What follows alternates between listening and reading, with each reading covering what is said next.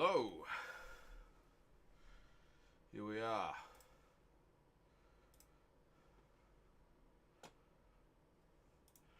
How's it going? Very good. Wonderful. Alright.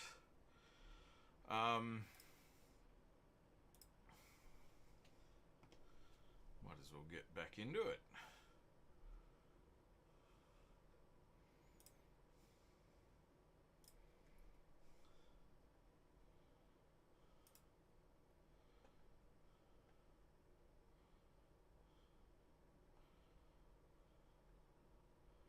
Actually, there is...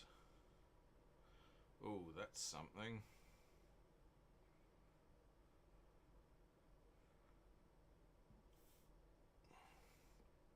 Yeah, alright.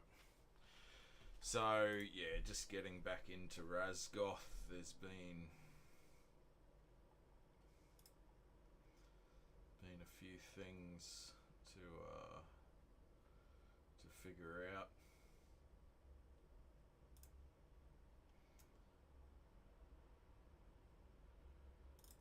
Ooh, what's whiteboards? Oh yeah, cool.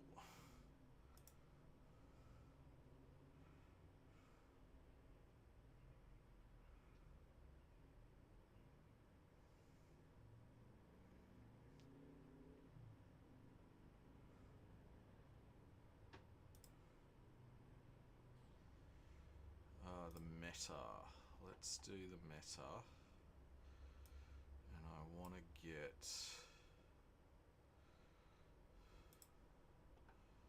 a full list.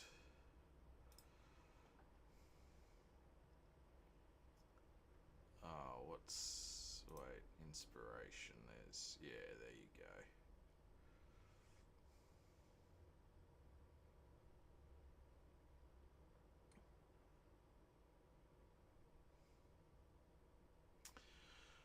I think there is a little bit of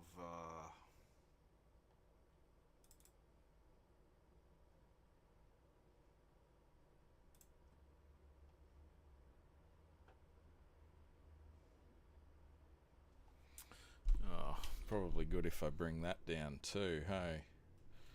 See, I'm all over the shop. At the moment, I'm really just trying to barrel through everything. My head's all over the shop. It's 3 o'clock and I've not been up for particularly long.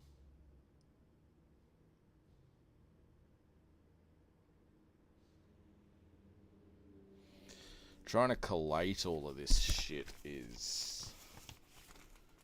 can be a little bit hard sometimes.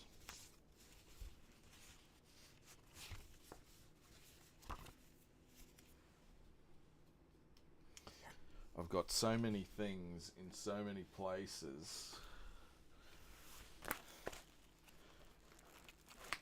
The catch is that I'm trying to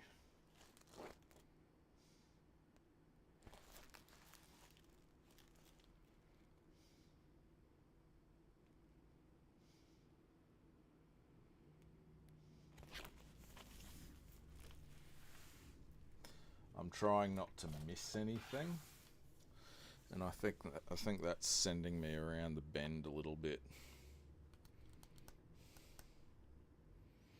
Okay, I've got it. Let's do.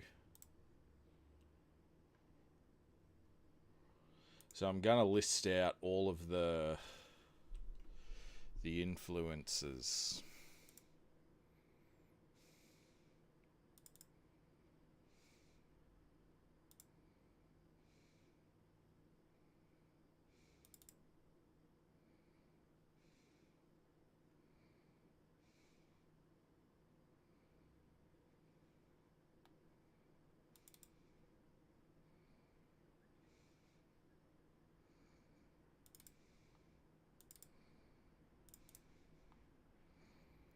Should be okay. Evil source books for use in Razgoth.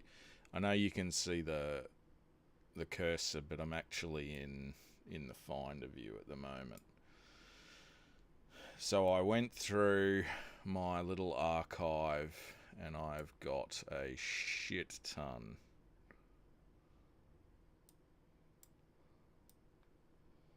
of books. So I just want to get those down. Okay. So let's also...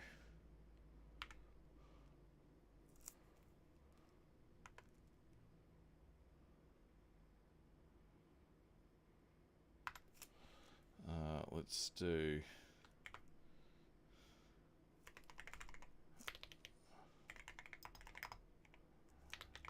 Dragons 3.3 / 3.5 ed rulebooks.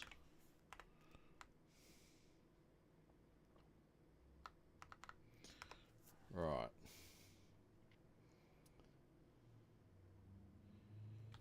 Let's go cityscape. We might do... Can we do... Yep. Can we do a numbered list? Is that... Oh yeah, cool. Alright, cityscape. Oh.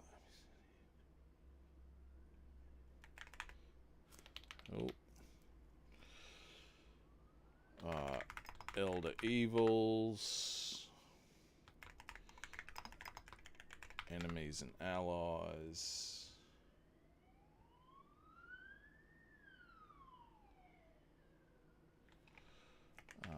Drought of the Underdark.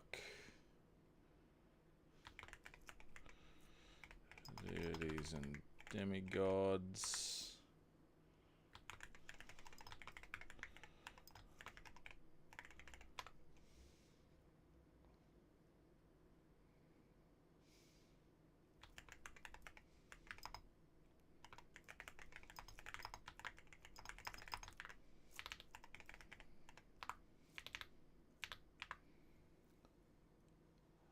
Oh, just gonna sneeze.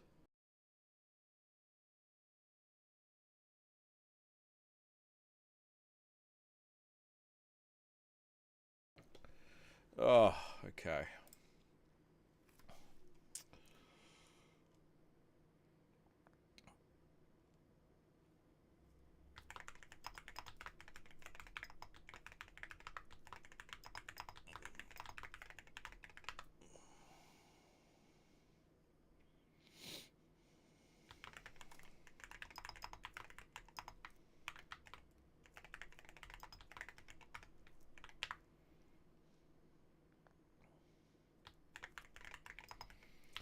I think so this is so consciously I feel like I need to alphabetize all of these.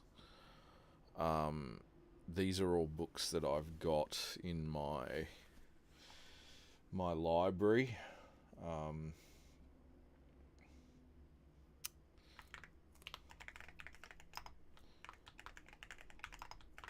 But I feel like I'm very consciously just barreling through them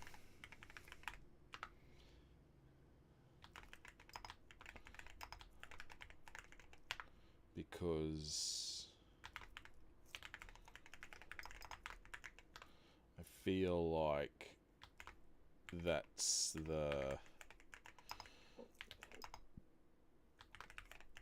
what I need to do.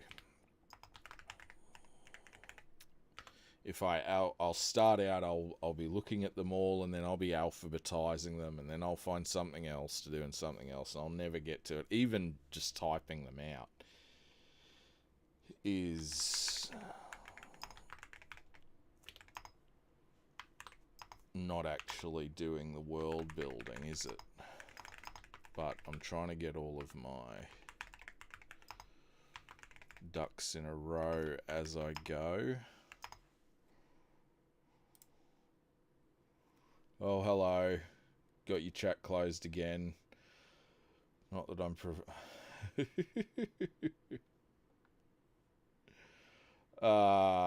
I do have my chat open. I figured out how to get the dock on OBS. It doesn't display though. Like if I've got OBS open.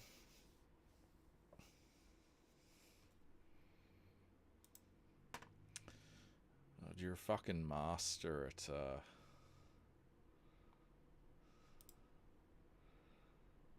at getting me to sidetrack myself, aren't you? Let's see. So I figured out how to get the dock on OBS. I've logged into OBS with my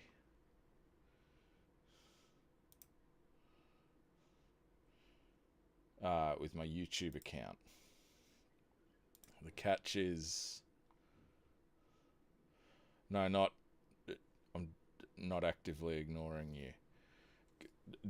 I don't want to surprise you, Phil, but I'm not actually here to talk to you. I'm actually here to write things. I don't know. I know that's mind-blowing to you, but I'm more interested in writing the thing than chatting. It's crazy. Having said all of that, let's see if we can.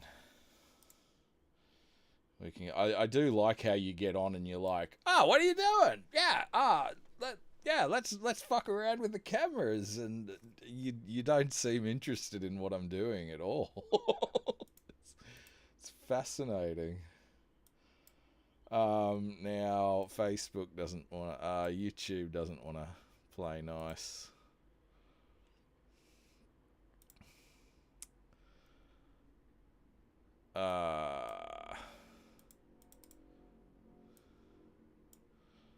Are we not?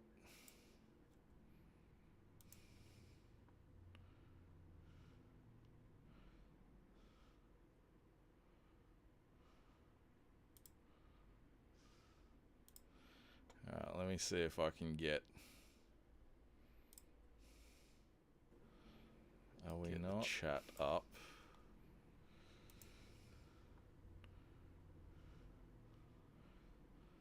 Yeah.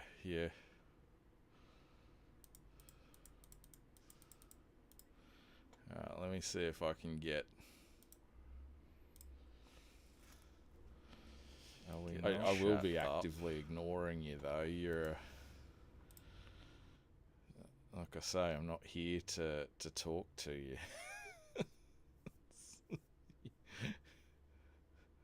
If I sat here and talk, we can sit here all day and talk. I'm not getting on here to talk.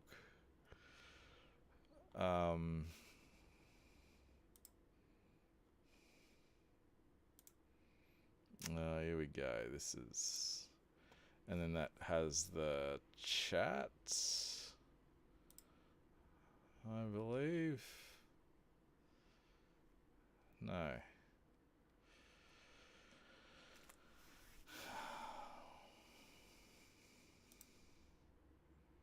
Just give me the fucking chat window that I can pop out.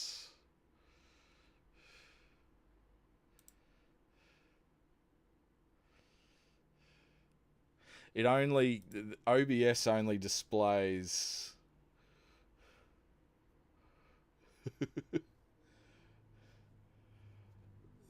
OBS only displays the chat window when I'm on OBS, and when I'm not on OBS, I'm on other programs trying to do the things that are going to OBS. You could be less distracting, or I could just ignore you. Like, I do appreciate it. It's just, yeah, I'm not here to chat. I don't know how else. It's a little bit silly, but I'm not here to. Yeah, does that make sense? It'd be like rolling up to work and talking to your co-worker all day, and the work's like sitting there. You wouldn't last long. You know, I do know that you understand these things. I'm just trying to get the the chat window up in...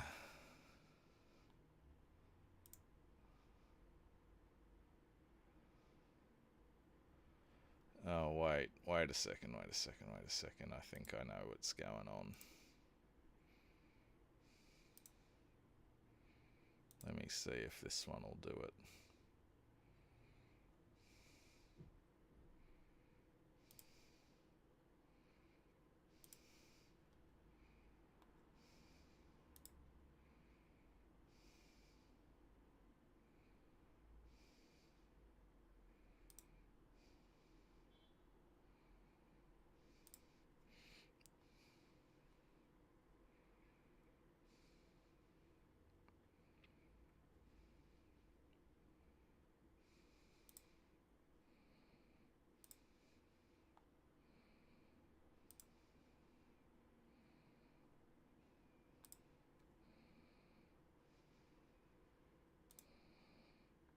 Chat window down the side.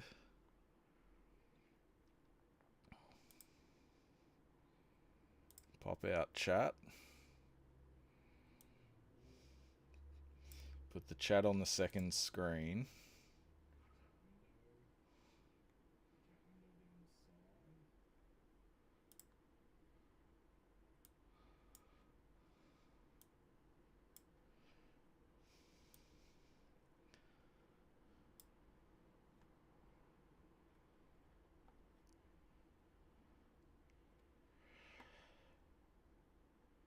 Oh, yeah, look, yeah, alright, I think I've got this.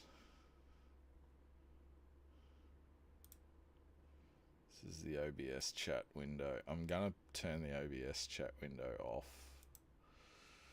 because as cool as it is, I don't actually think it's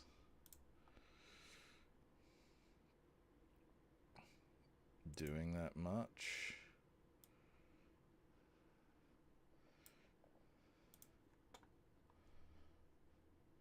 I think I might need a second monitor, or a third monitor even, because I figured out how to do my... I don't like that. I don't like it. So okay, I've got the chat window running through Brave now, so hopefully that'll persist while and then I can talk to you, because that appears to be the main concern that we're having.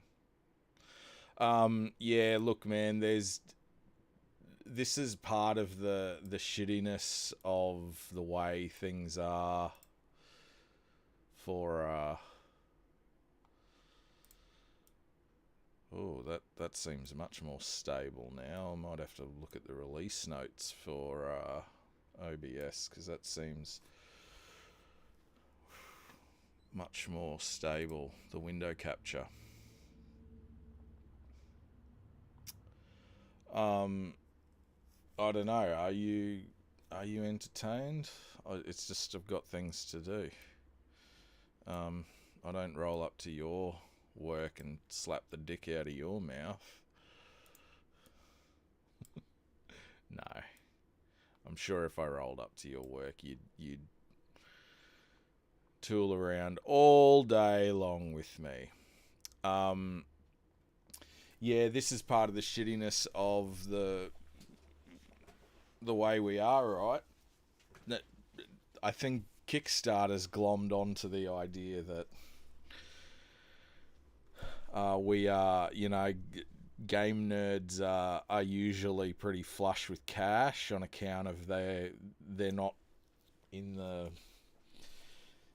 part of coming out of mum's basement. They went and got IT jobs and all of that sort of stuff. And now they are, yeah, they've got things to do.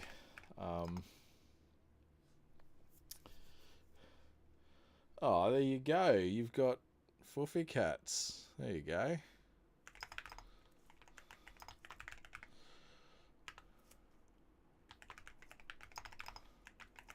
Yeah, but then I'd be like, what are you doing?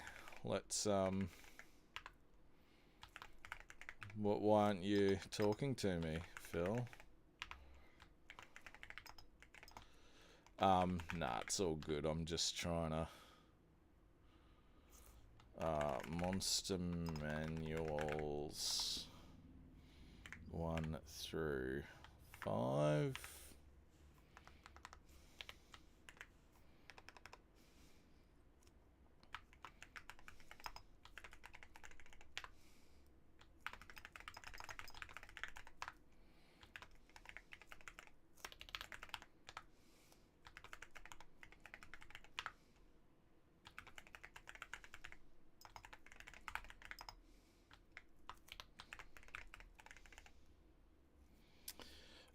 This is, well, it's not literary sources, so it's the rule books. It's all the rule books I went through and lifted out, because I had a short list of about 6 of them that I knew had very specific things in, that I wanted to include. And then I ended up like going down a bit of a rabbit hole, and I'm just kind of I'm trying to use World Anvil as a way of like accreting everything into one place, and this is, again, these are notes that I've had spread across, so I'm just trying to get them into some sort of a basic idea. Okay, there we go. So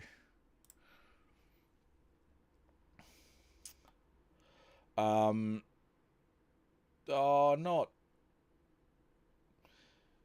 sort of cataloging a part of the personal collection. I think I've either got hard copies of them or PDFs of every 3rd edition book there ever was. So sort of a bit of cataloguing, but mainly these are the ones that I've pulled out to use in Razgoth. I think part of the 2 things I want to do, kind of the point of Razgoth, is that I want to do like an examination of like the cultural, experimental, religious, historical, kind of build a proper world, with all the stuff that I'm interested in. You know, I like the idea of like what sort of poetry would dwarves write if dwarves were the weird sort of guys that I want to make them. I think there's so much that we miss out on with this sort of sterilization of fantasy. So I want to do that. And I also just want to try and make it fun again. And then the amalgamation. Yeah, I mean, there's a couple, the 2 sort of categories in this list. I'm really loving how much more solid the window capture on OBS is. I haven't had to restart this at all. So what are we? We're at 34 books. Heroes of Horror, Book of Vile Darkness, Libris Mortis, Codexes, and then Champions of Ruin. Yep, so we can delete that last bit. Yeah, so there's kind of 2 categories. There's just... Yeah, see, I don't think they... Yeah, I don't think they would.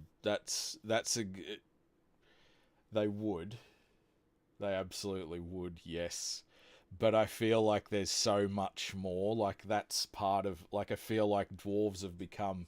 Oh, they have beards. They live in the mountains. They are at the forge. They swing hammers. They hate goblins and orcs.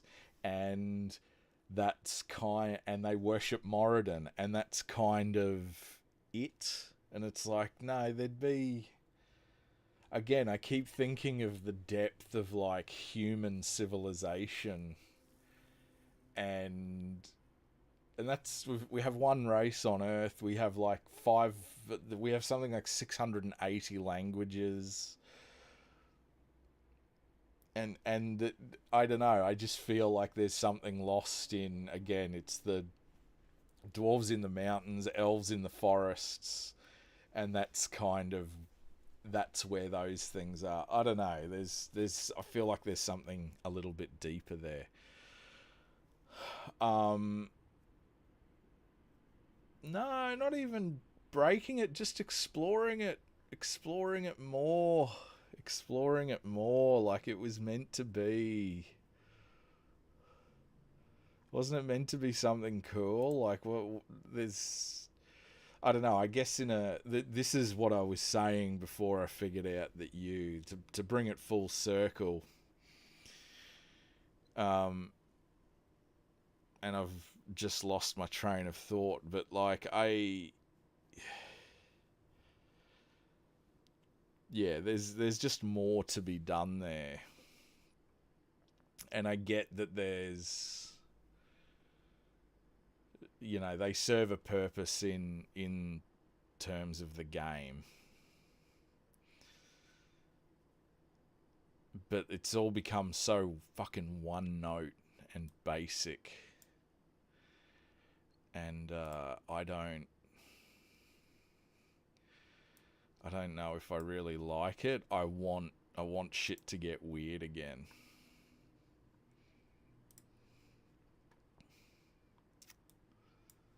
Okay. So here we are. Hallow.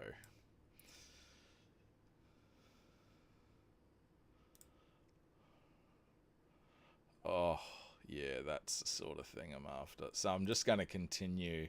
So that was a thing that I had to figure out. No, I feel like prairie dwarves, again, would prairie, I feel like prairie dwarves would just live like prairie people would. Like, so to take that example, and I know I'm probably just naysaying a lot of what you're saying here, but to me, I would engage with the idea that dwarves are practical and logical and all of that sort of thing.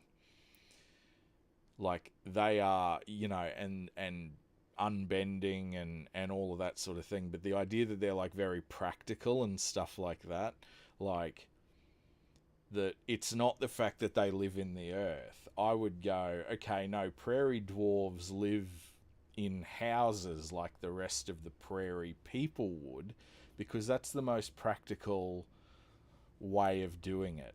However, what about them being a dwarf makes them different to a prairie human?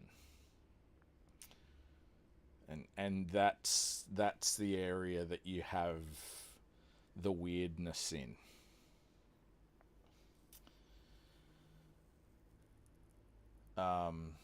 It wouldn't just be, see, because if you say, oh, the prairie dwarves live like moles, we're still just doing their dwarves who live. Maybe then you can bring in, maybe they live like people, like that practicality. They go, oh, well, there's no reason for us to live underground when there's, we can, when the most, forest dwarves, the most plentiful resource is wood.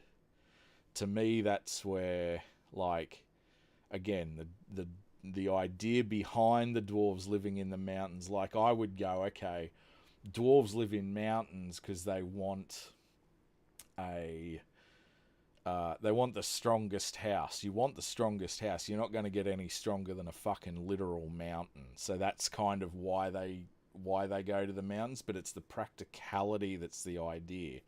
If a dwarf ends up in a forest, wood is the most plentiful resource. So there's that you go, okay. You don't just get dwarves living in the ground under the mountain, under the forest. Because we're still just going, oh, see, again, it's the one note. Oh, dwarf. No, he's a dwarf. He lives in the dirt. And it's like, well, now that feels like we're getting into Silly Town. But then you might have, so the dwarves live in huts because they, or a big tree. They live in the biggest trees. They live in tree houses. You know, and that's interesting. Oh shit, the dwarves live in the tree houses. Okay, cool.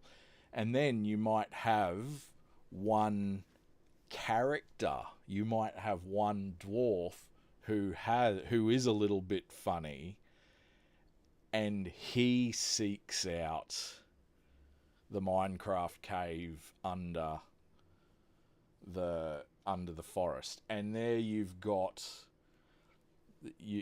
an interesting take on dwarves in a forest, and you've still engaged with the stereotype, but you've made that an area of interest. Like, this is what I mean. It's your brothers here. Glorious. That's fantastic. Yeah, that's sort of how I'm trying to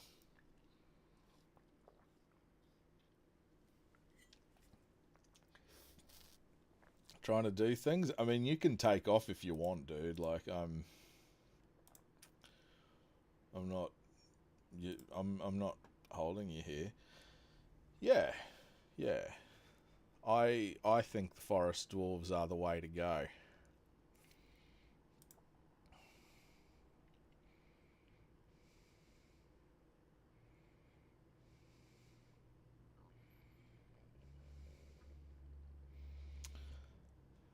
Yeah, that's all right. But do you see how, like, that's the sort of thing I'm trying to do? You don't. I mean, you're using that stereotype of dwarf, the dwarf in the mountain, and you're choosing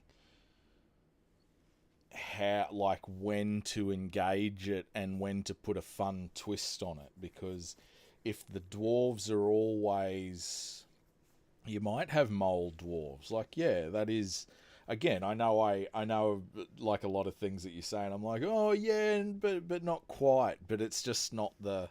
They might live like moles, but I just feel like that is still like, the dwarves are in the dirt. The dwarves are in the earth again. If I, it's the every white guy wants to play Aragorn thing, right? Yeah, yeah. Well, I mean, again, just think of humans when you engage on it in a, like, a cultural, historical sense. Think of how rich the tapestry of humanity is. Think of, like, and there are things that we don't even, like, that no matter how much you know about human history, there's always more weird shit. Think about I went down a rabbit hole of, like, thinking about Appalachians the other day. Like, Appalachia is like this tiny little area in America, but it's got, like, this fascinating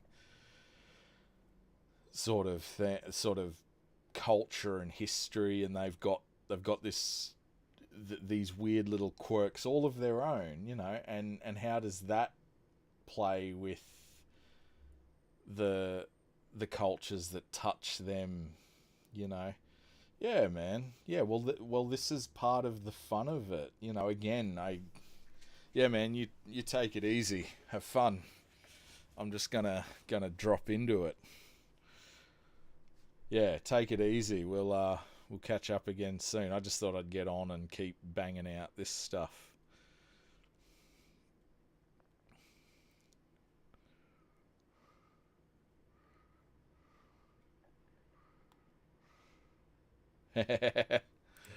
You're right.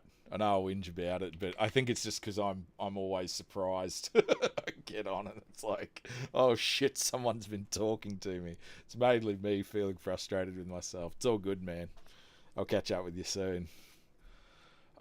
Industry and trade. All right. Let's just go.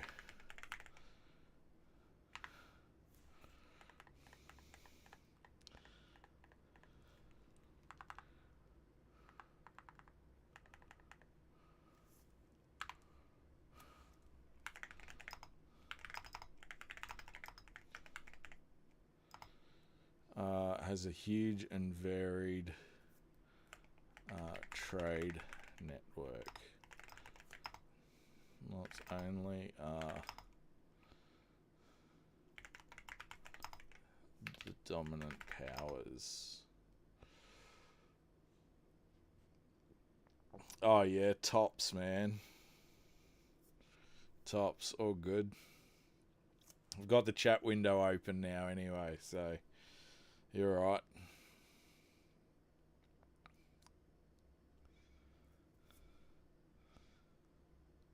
Not only are the dominant powers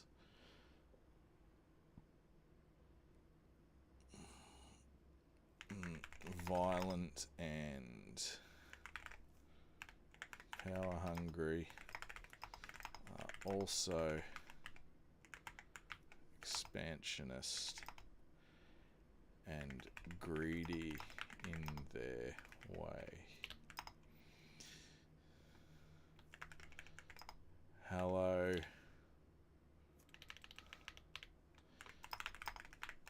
sway. Hallow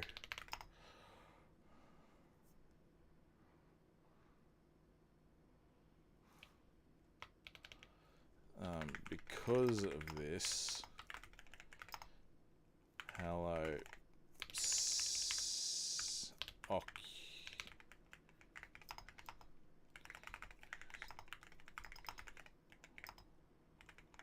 commerce is partly a microcosm of the larger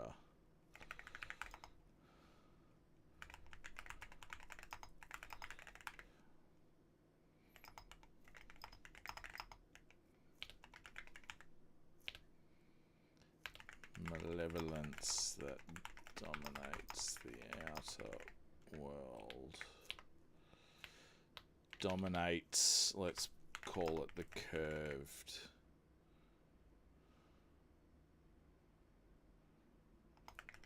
razor.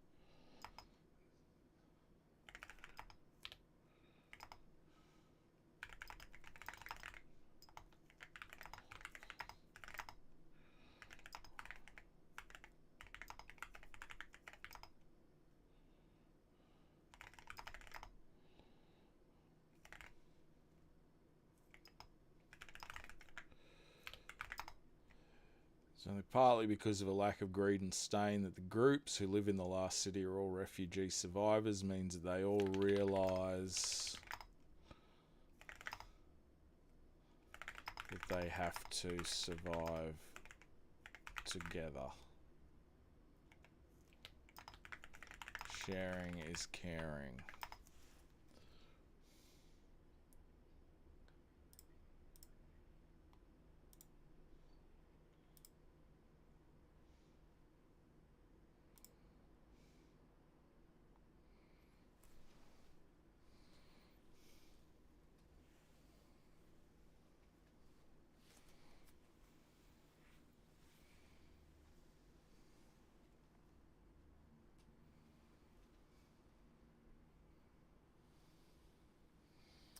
Don't even know where my phone is now. It's not in any of the usual places. Ah, well.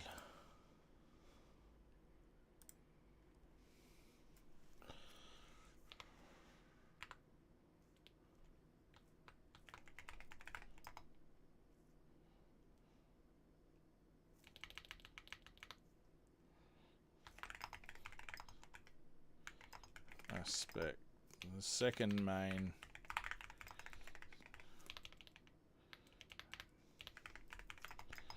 of Hallow's trade environment is that of the industrialized thievery that occurs.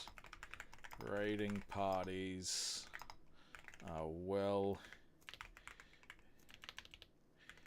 equipped and regularly dispatched, yielding high risk and high reward, second only to the Celestia Militarum.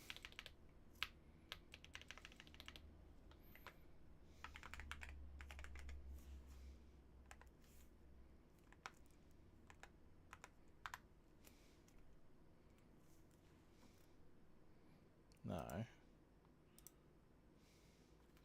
To the Celestia Militarum in influence.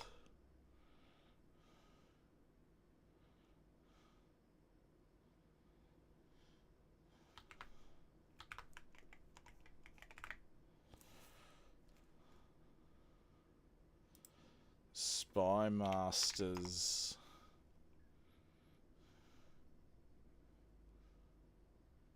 Spy Masters.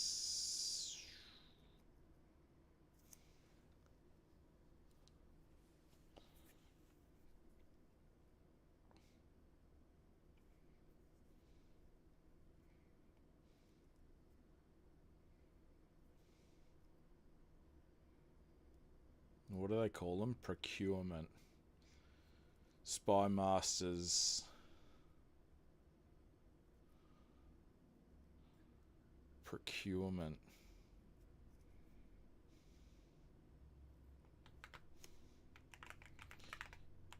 Procurement Society.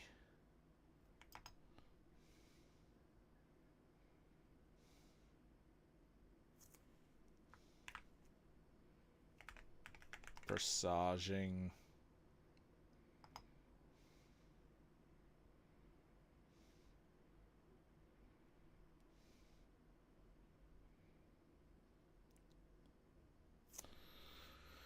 Presaging. Let's do a presaging meaning. I like presaging. Something that foreshadows or portends a future event. Exactly. That's what I'm after. The Spy Masters Procurement Society presaging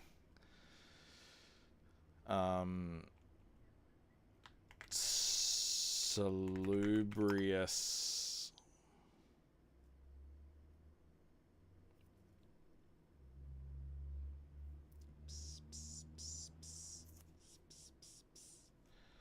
Procurement Society presaging salubrious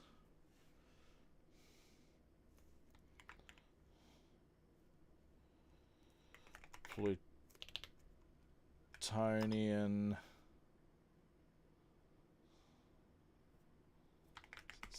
safety post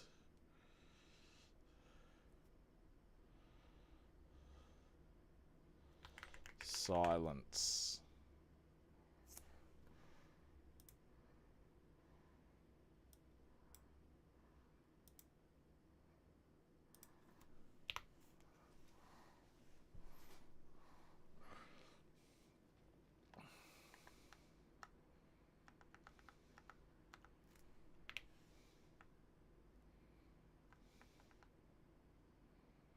Presaging salubrious plutonian safety post silence.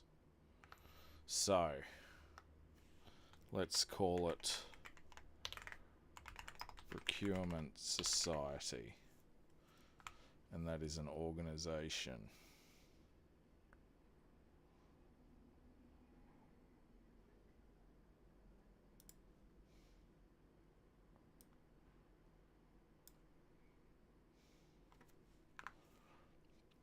Second only to the Celestia Militarum in influence.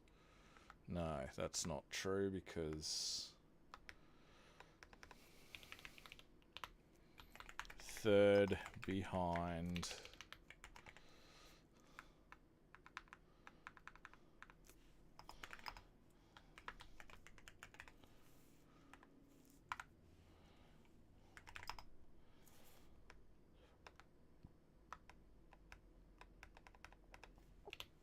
Celestia Militarum, the Spymasters Procurement Society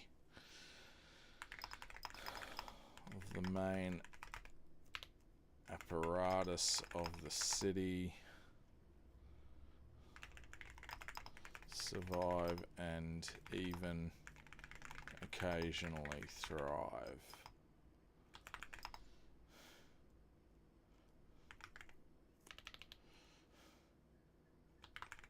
Society's stated goal of the society's motto of presaging salubrious plutonian safety post silence, along with its name, has given rise to the shorthand of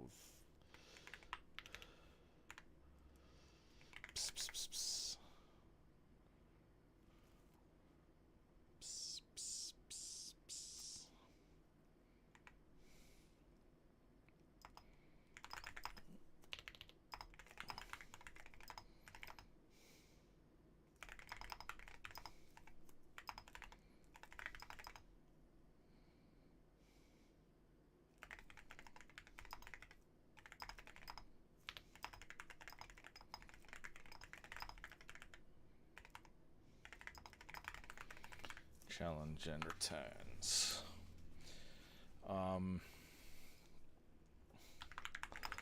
Along with stolen goods, which can be anything from food to strange magical items and even human slave caravans, even slave caravans, not human slave caravans, even, he said as he again went into, oh man, this is, I want to read the release notes for this fucking OBS thing. This is awesome. I haven't had to refresh the thingo even once. It's wonderfully stable. Stolen goods, which can be anything from food, strange, and even slave caravans.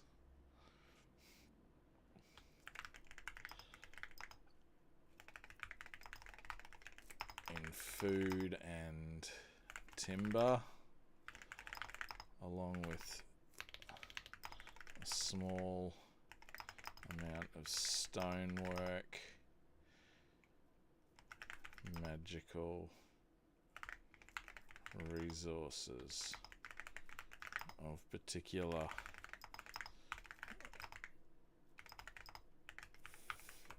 facsimile. We might actually make this facsimile magic.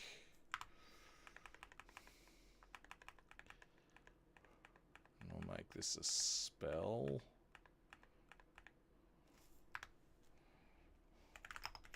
Allows the city to be fed from a single medium-sized farm.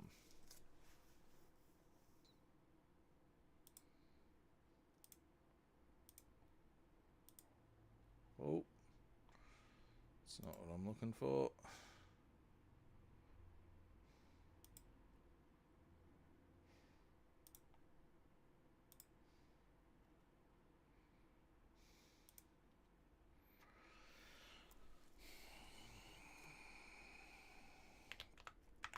Finally, oh,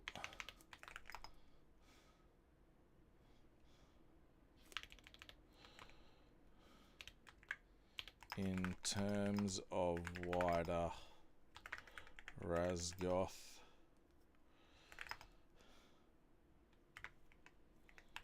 Spymaster also engages the single commodity, or sorry, there are only two commodities that exit Hallow. The first and most common,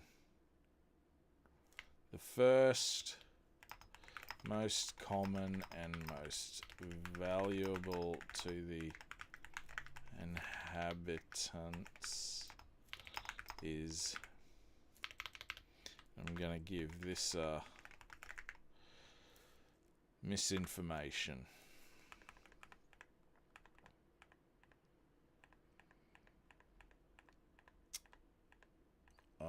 Let's do, I think we might make this, oh, technology might be better for, I'm gonna make this a profession. Should I make this a profession or pros? Let's just make it pros. Misinformation.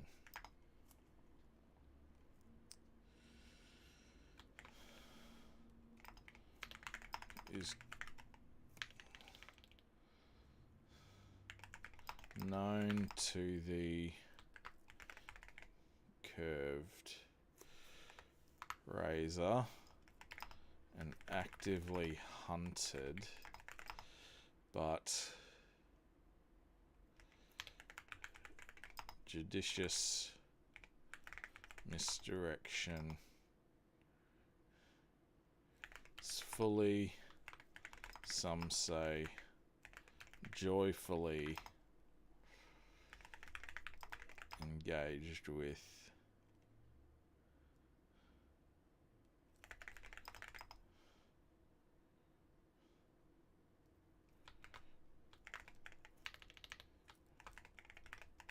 through the beggar net, which is an organization.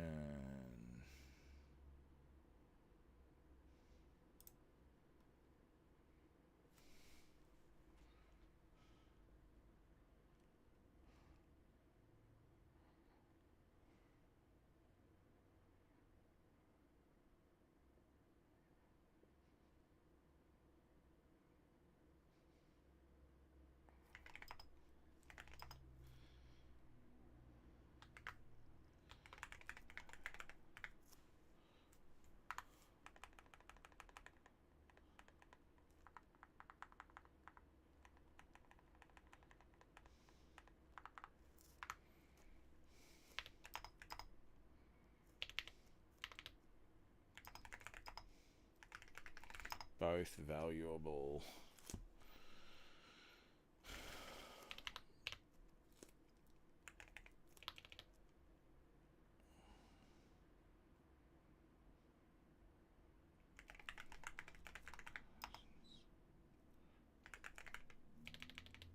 Without and within the city, respectively.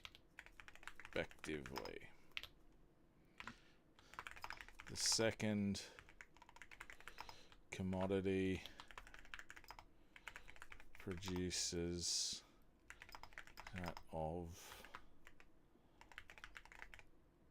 unstained, and we're going to call this a condition. Souls.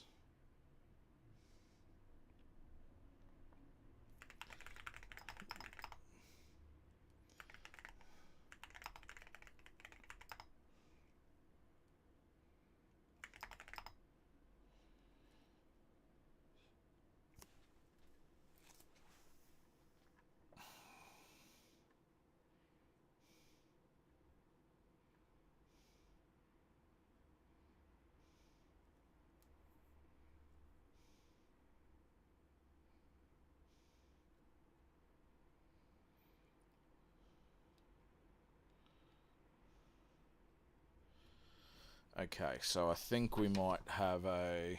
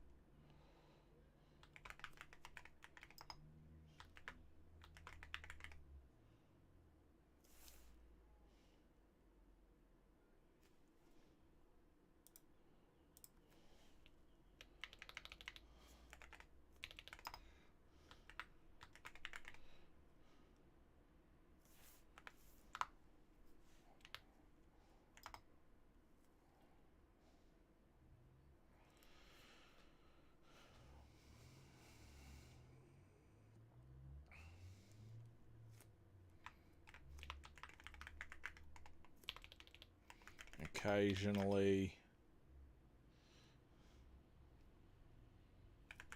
spies and traders and adventurers are captured inside the city.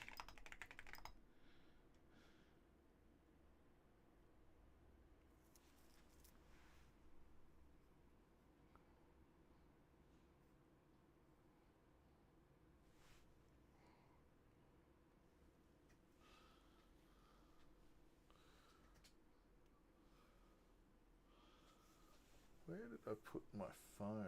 Oh, there it is. Didn't even see it.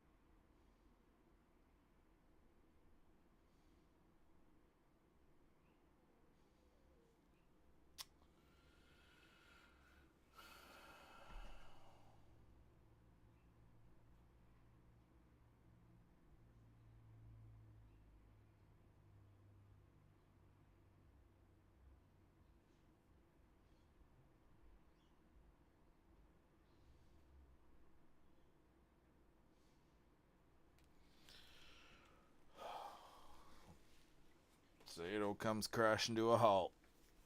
Okay. Second commodity Hallow produces out of unstained souls, untouched by the ravening corruption of the violent world cataclysms that occur outside the Aegis of Drain. I think I would like to be able... So one thing... create links without mentioning exact phrase.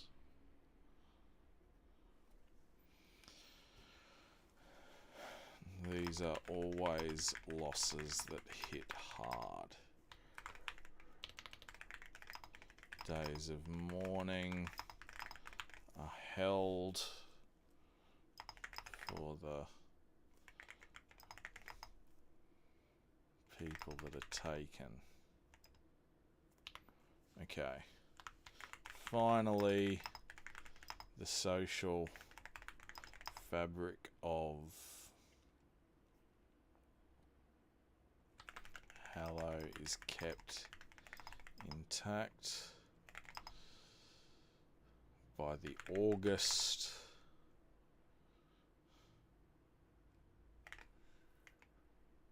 reputation of the Black Seal.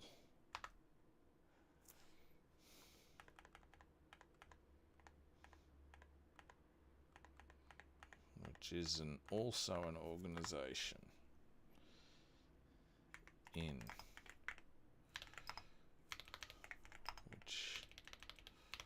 which has its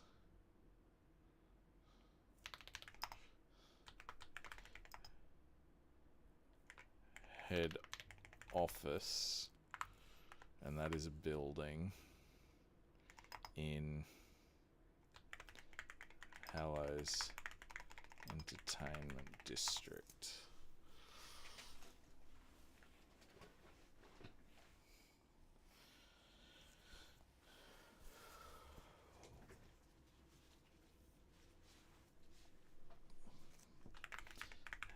Headed up by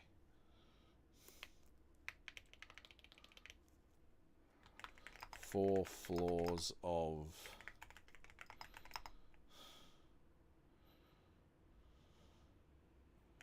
loud music.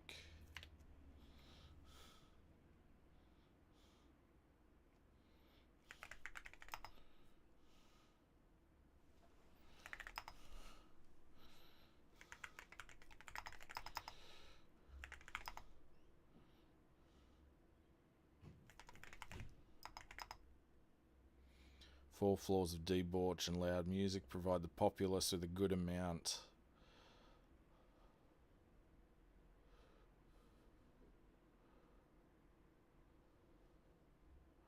of distraction for their plight.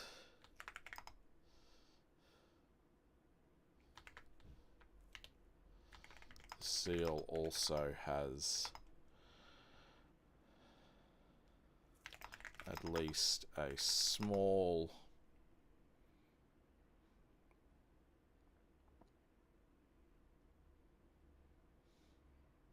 presence in each of the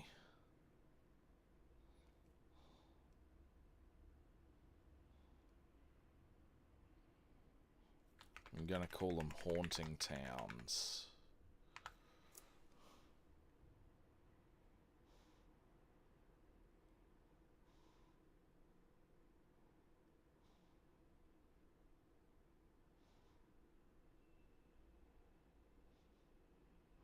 I'm going to call it an organization, and then that'll have 10 or however many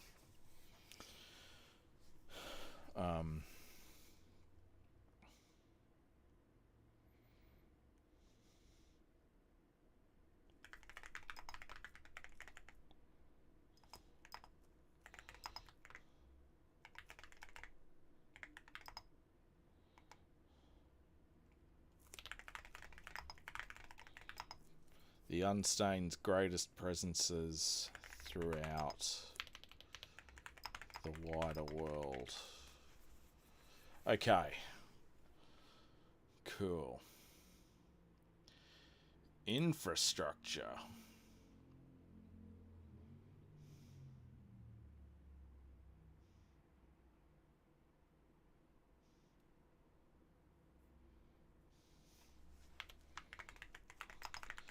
Despite its city-sized geographic area, Hallow is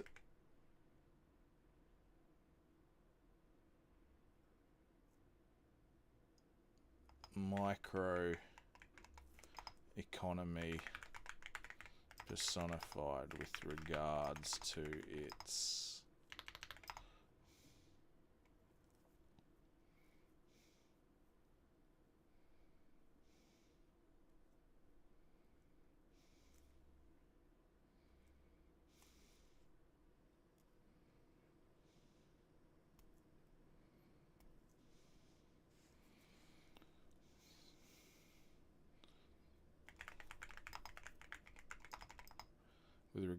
service provision and local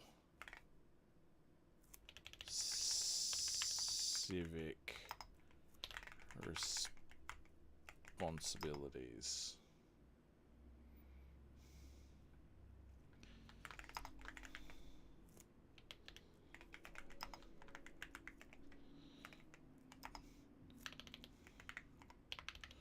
Militarum. Celestia Militarum.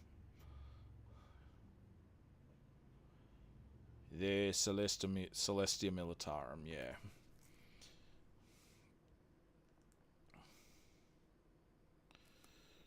Provides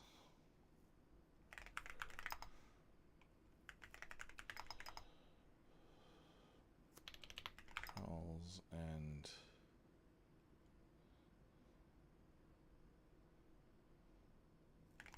some law enforcement, but is about the only organization with presences both within and outside the city. Most law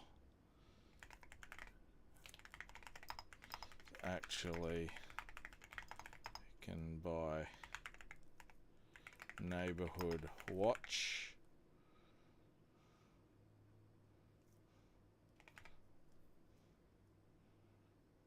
watches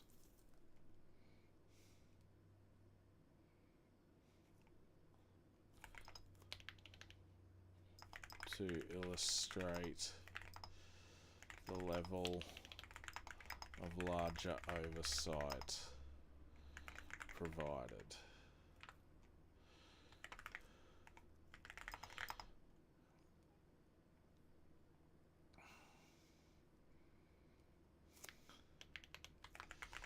Things like rubbish removal and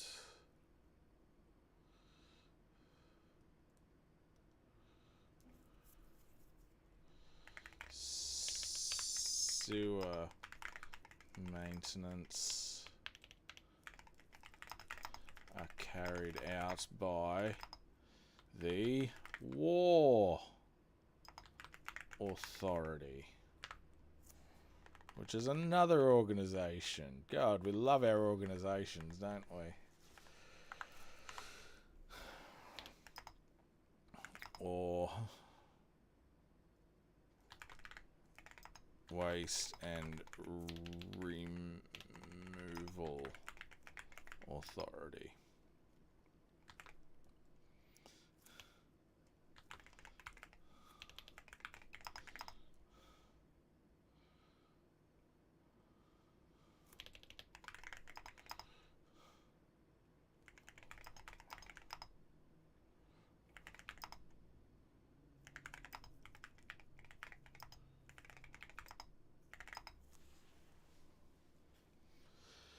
comprised mainly of older men who held long careers outside the city in public service. They are a jovial bunch who mostly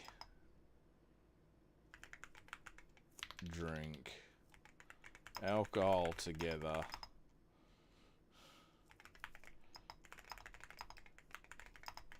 as a way of pitching in.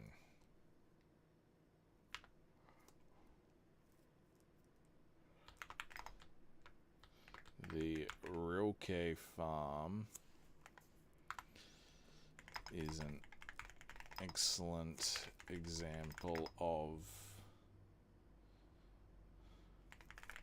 every other industry in town. It so benefits most from the facsimile magic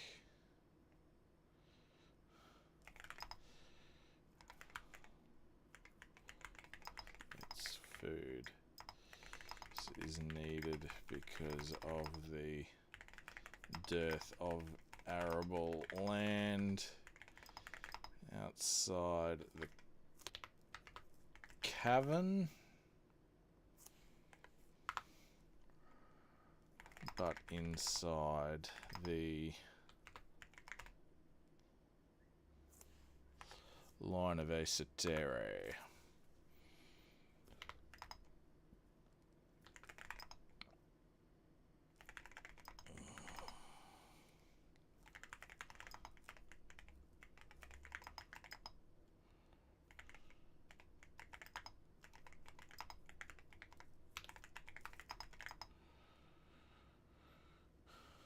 Other things like clothing production and shoeing, animal husbandry, and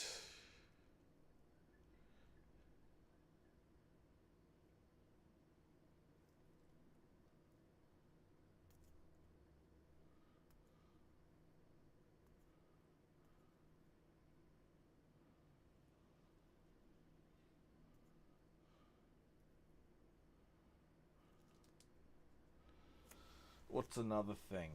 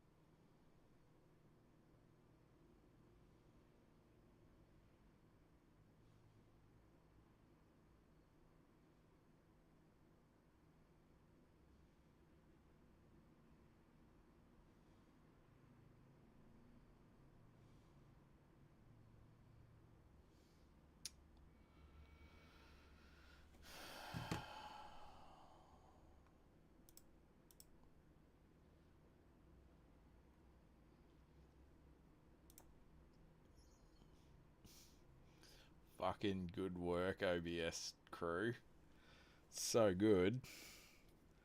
It's a lot more stable now. I'll just fucking knock the mouse off, shall I?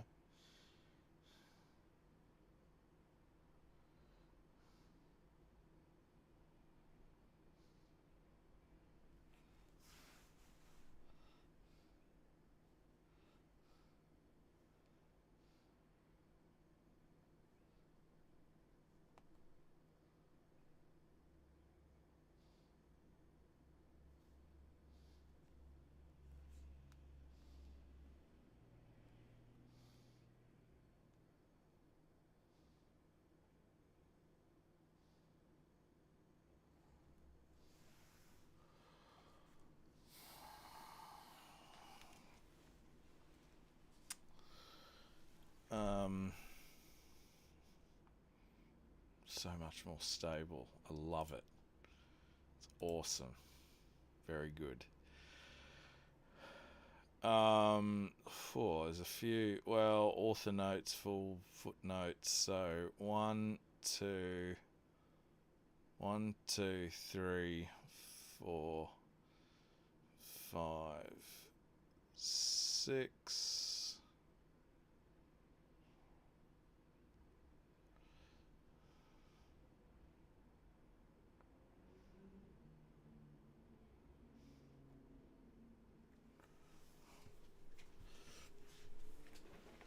Yeah, we can do a little smattering for each one now, I guess. Other things like clothing production and shoeing, animal husbandry, and building are all undertaken by their local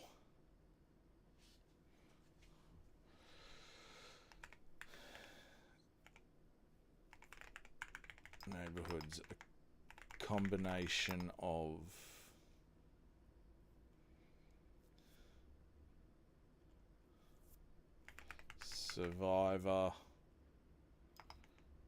survivors, camaraderie, and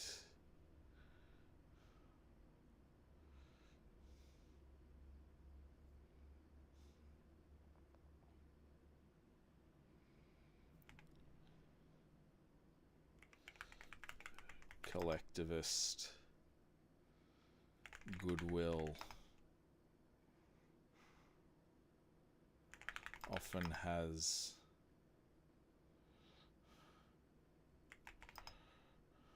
one group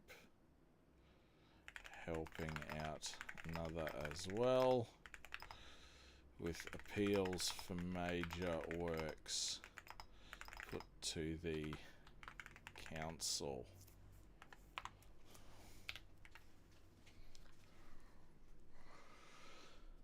Okay, districts.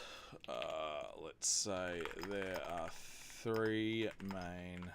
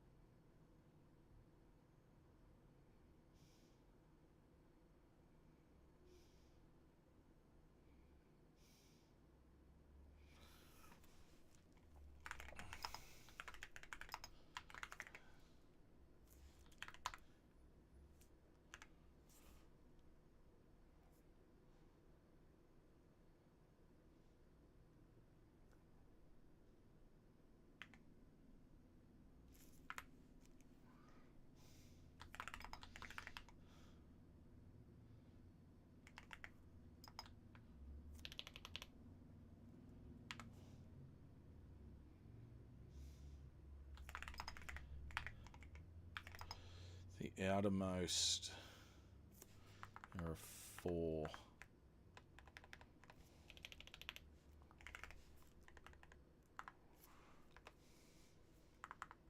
5. The outermost area, furthest from Death Deep Rift, and where the only arable land exists in large measure exclusively the domain of the Rookie clan and their farms.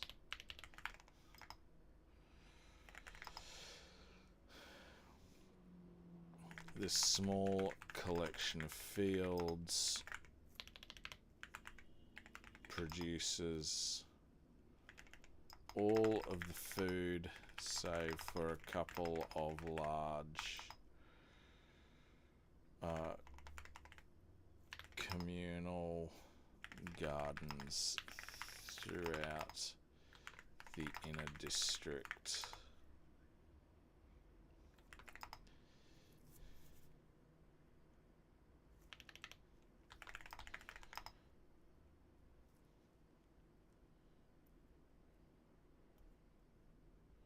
The farm has 3 buildings on it.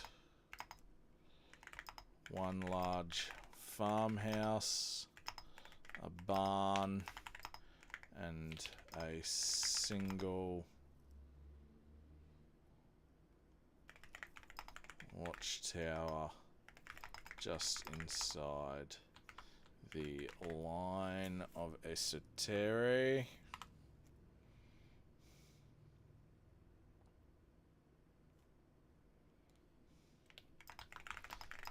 Also a couple of small guard posts.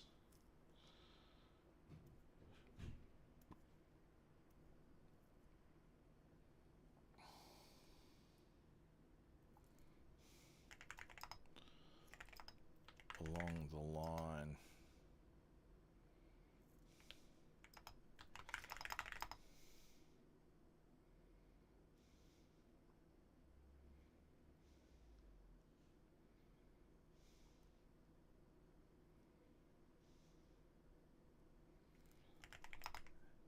Is given over to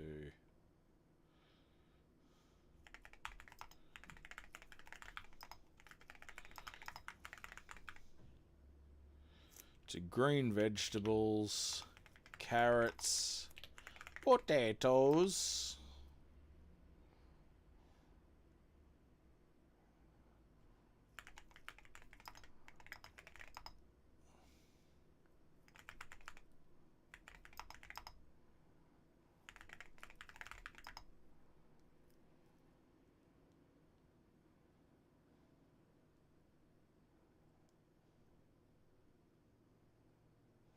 okay.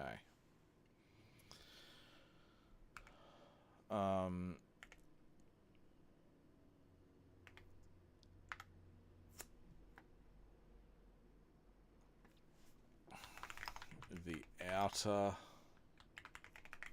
district.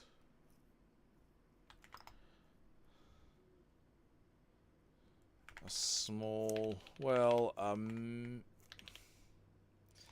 medium-sized collection of buildings, both from the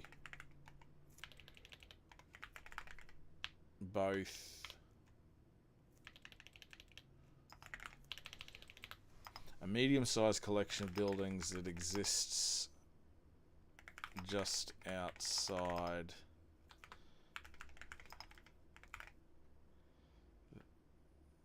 no, I didn't want that. I wanted Hallow Cavern. It exists just outside the Hallow Cavern.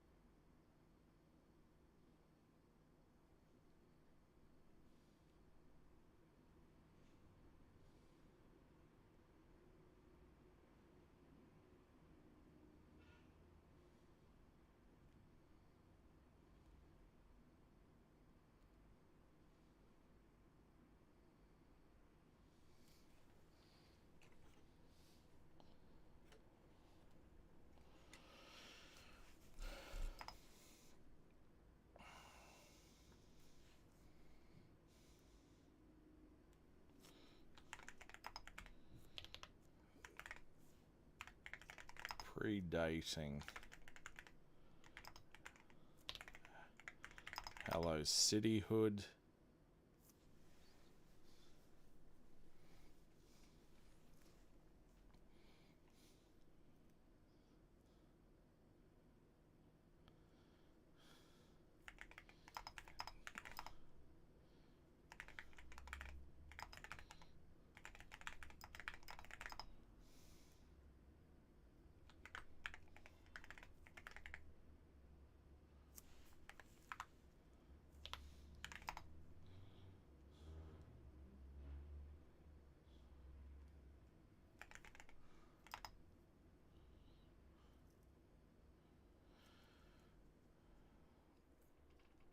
With predating Hallow cityhood and hewn by the newcomers themselves from the graveyard fences rock, this ramshackle collection of houses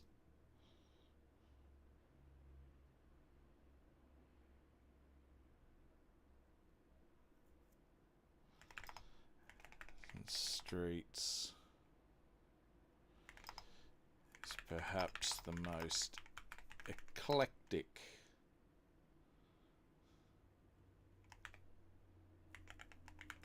neighborhood in the city.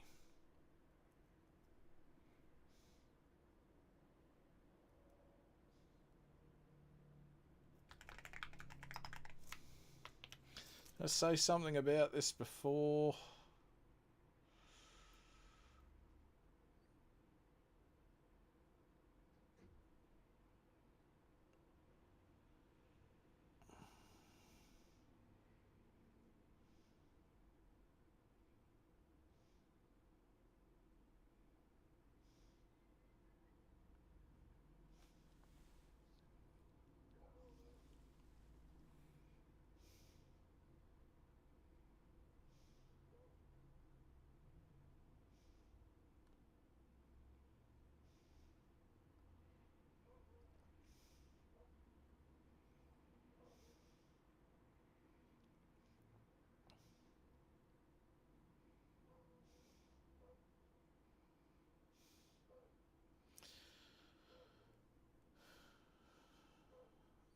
I haven't really, have I? Curved razor accounting for these.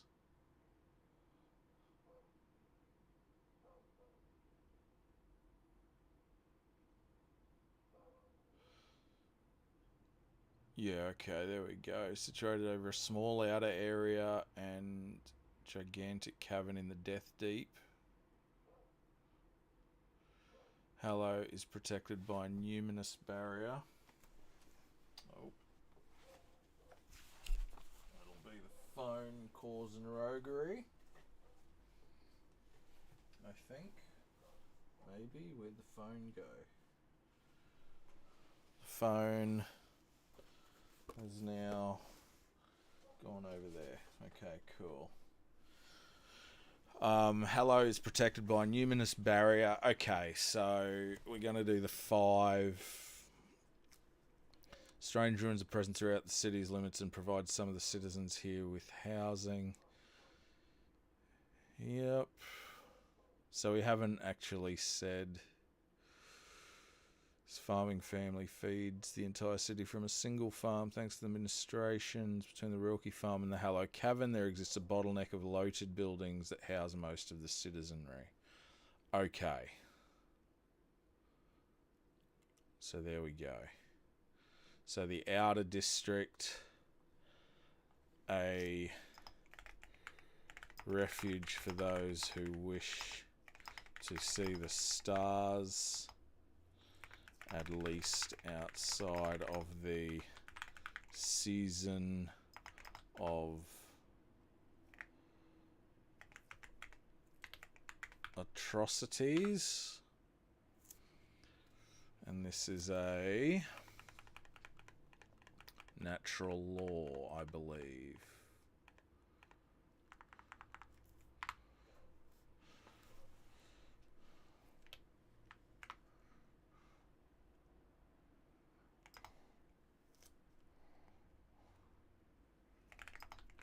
The outer district.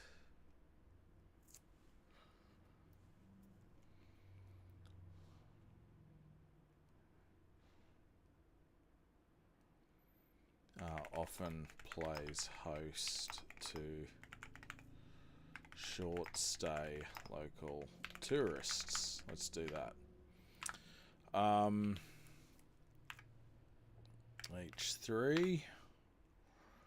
The bottleneck. The border between the outer district and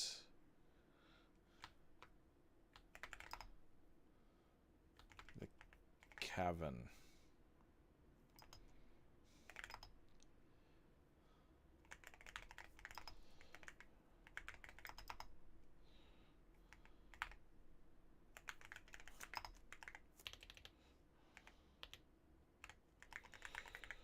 The bottleneck provides a vertically inclined and thus at least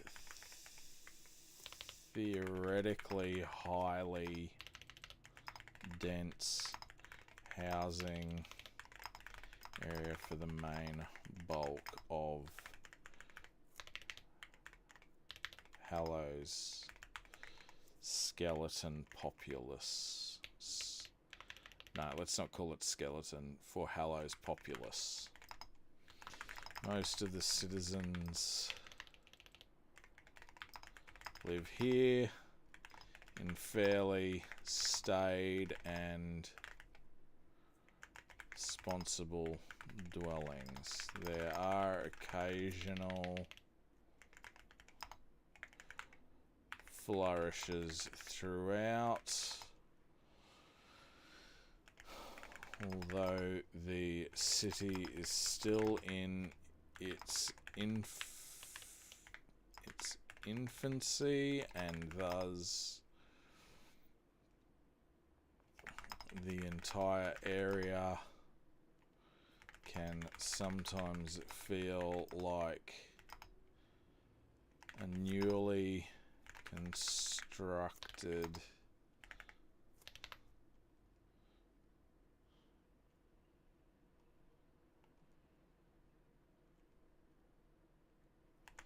bordello on the shores of Horondoza.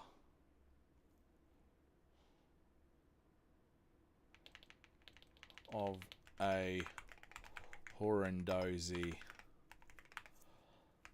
harbour factory, as one new resident described it. Okay. The outer district, H3, the cavern, the gigantic inner cavern of Hallow can sometimes feel a bit odd because it houses a relatively small part of the populace. Many of the council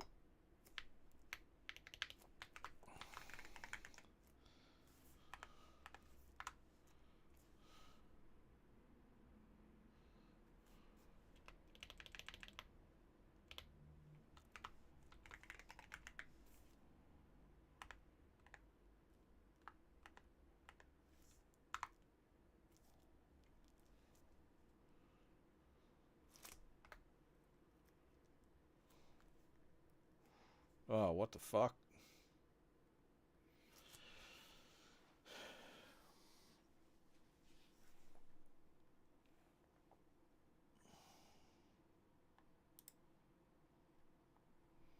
Still going? We are still going. Jeez.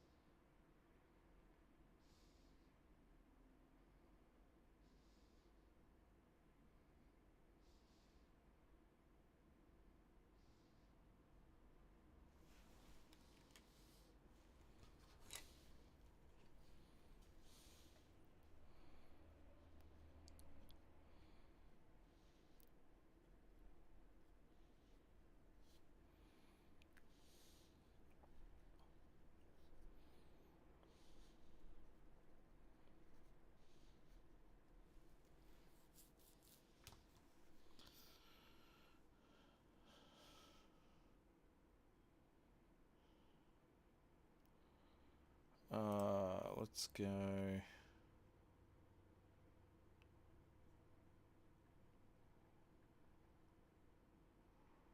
Yeah, okay, cool. Many of the... Okay, so when the light is green, that actually means that we're in that menu. Cool. Many of the Council of 30 make their homes here. It is by no means any sort of... It is by no means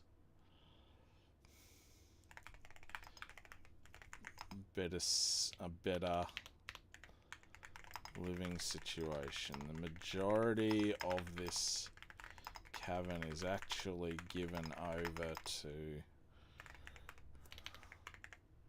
refugee housing and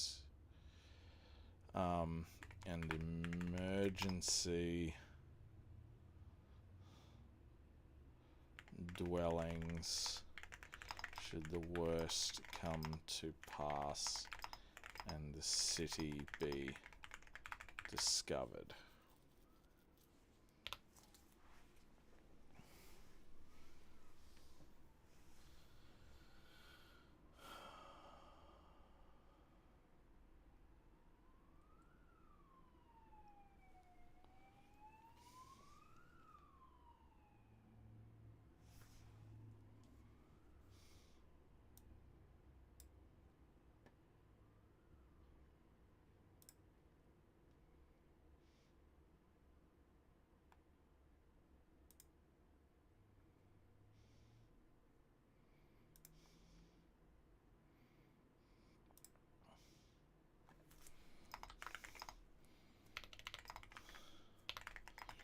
So houses the main entertainment district as well as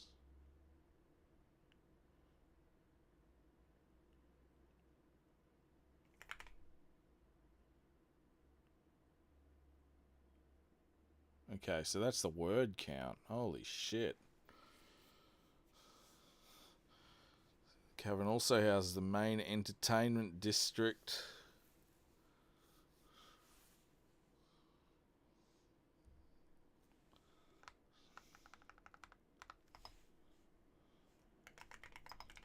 Known as Party Central.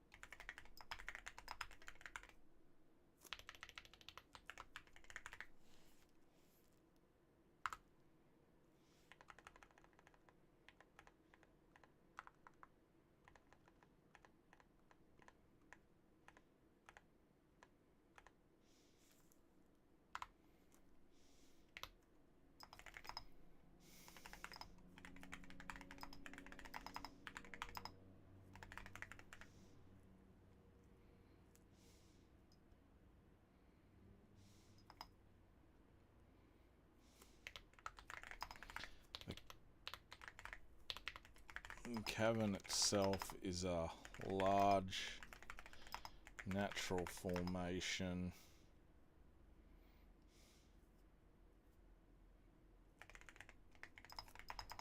Smooth sort of rock.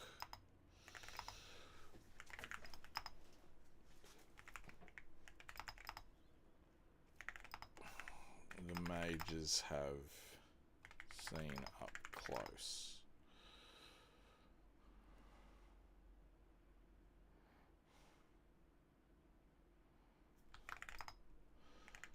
Floor of structure is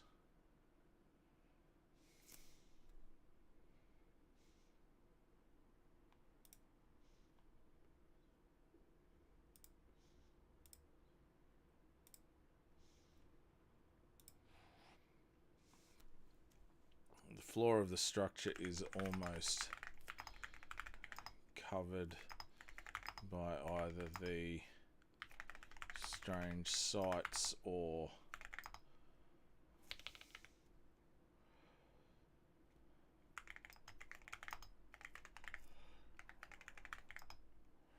round-roofed huts.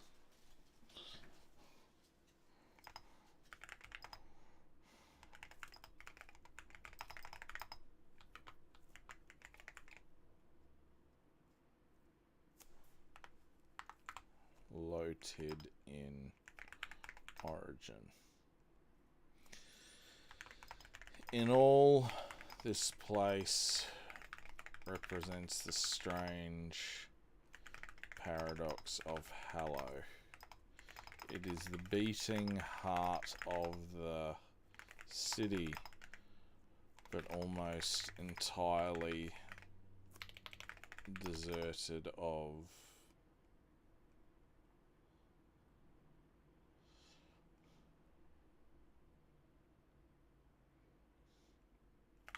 regular residents. It houses both the highest officers of the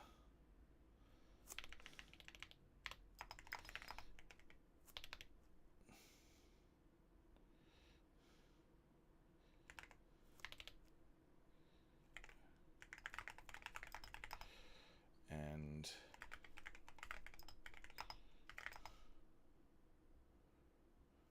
often bad need of help.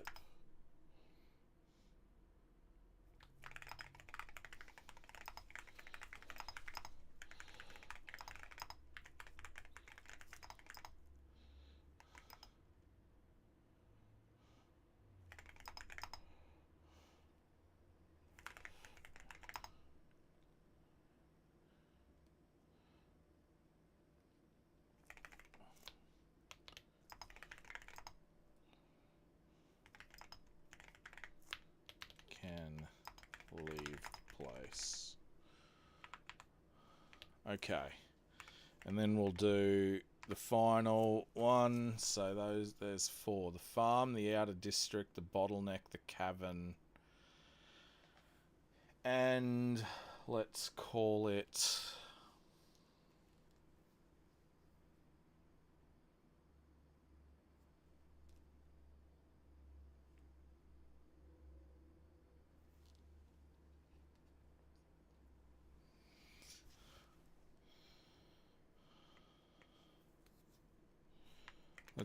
Old Church Cavern.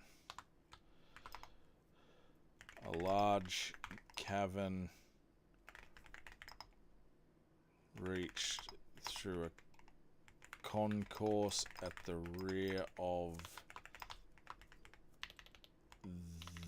the main cavern. Old Church Cavern is a peaceful place of ancient buildings and large gardens that is kept sacrosanct by agreement of every citizen.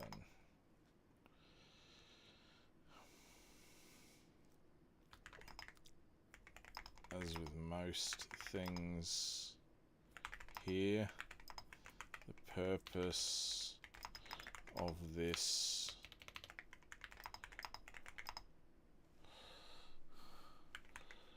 quietude is twofold. Not only does this give the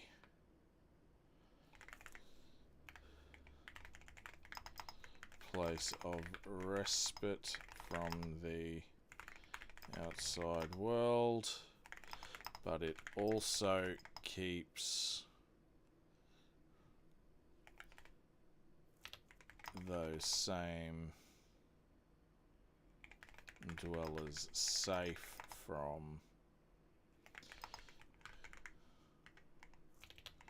the occasional strange happenings that crop up here. More than one undead has issued forth from the vaunted chambers that line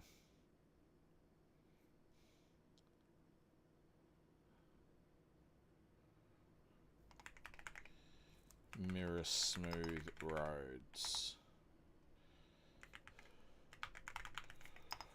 Occasionally whispers are heard on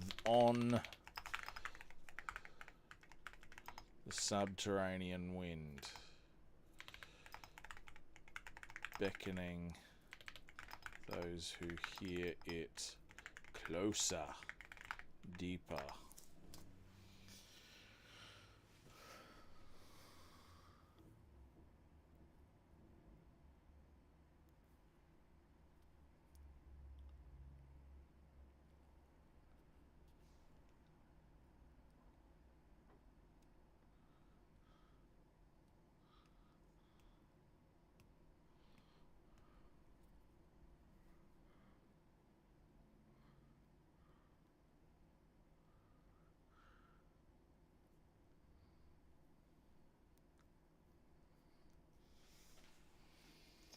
Alright.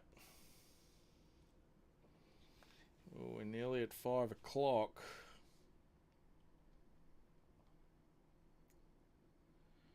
And I've done... So what do we got? Assets, guilds and factions, history, points of interest, tourism, architecture, geography, climate, natural resources. So still... So 1, 2, 3, 4. So what do we got? We got assets, guilds and factions, history, points of interest,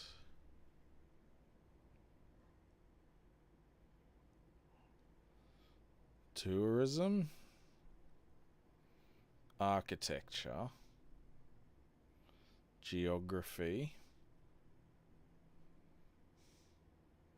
climate, natural resources,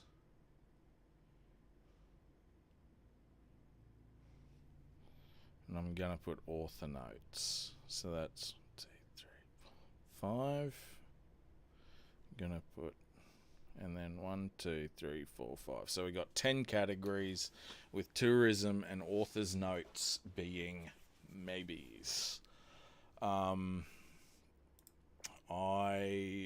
feel like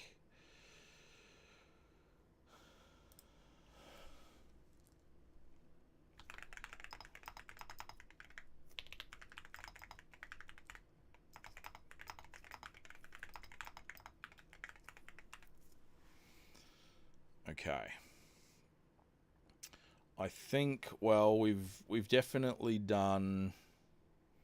Okay, so we've got stars there, so let's go to our overhead.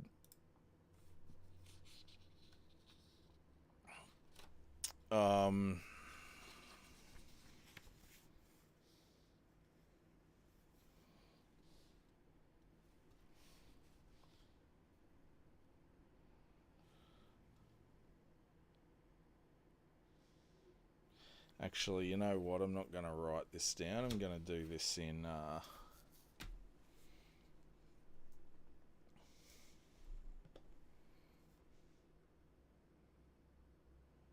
Wait. I'm going to do this in our world Anvil, which is still... Oh, guys. OBS. Love it. Love it. Let's see. Can we do a...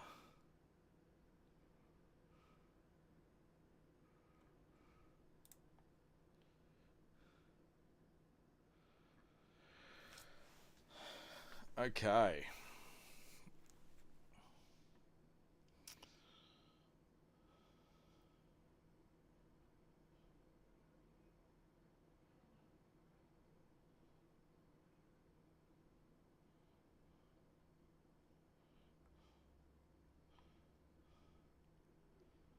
So, let's look in our to-do list, and we're just going to do...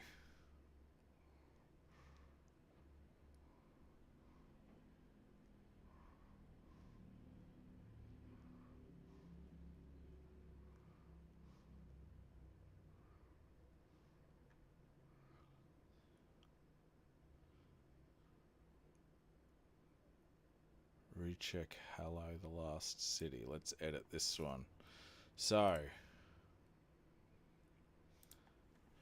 Hallow, the last city. Assets, okay. So, assets, guilds and factions, history, points of interest, tourism, architecture, geography, climate,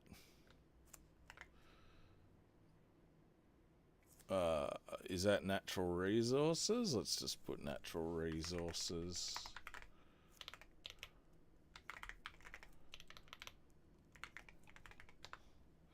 And author notes. Okay, cool. Let's save that.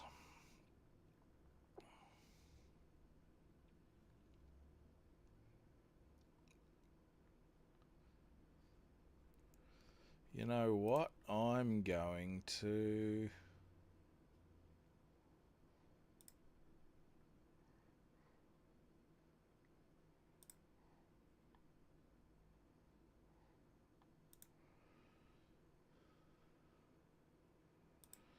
Okay, so let's upload. So I think what we need to do is upload...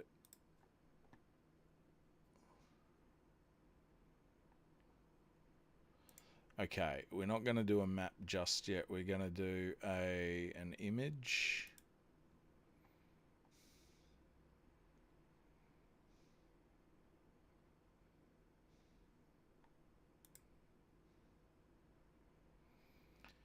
And we're just going to upload...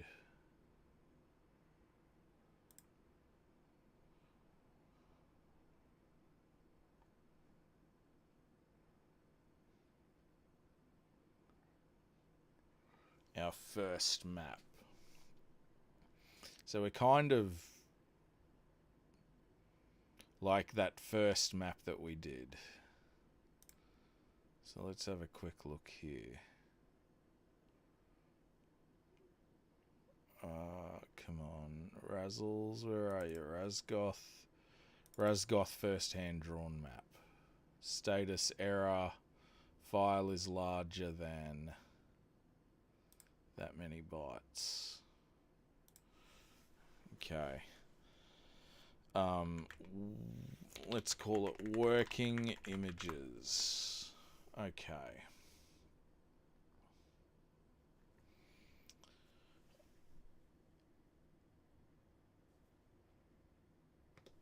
Let's just open up our designer. We're just gonna open.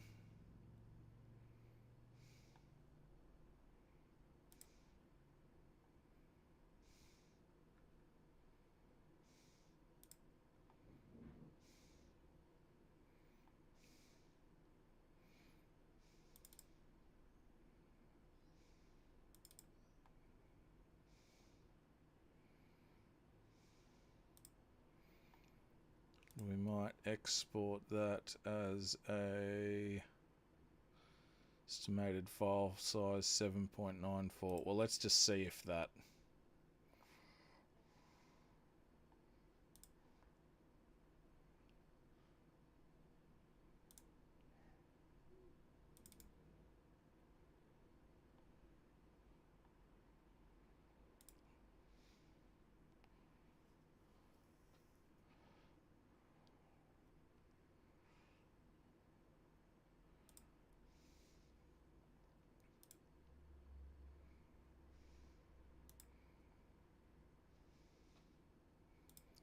.3. Does that... Okay, that uploads. So what is the... So, world Anvil image limit. Image size limit.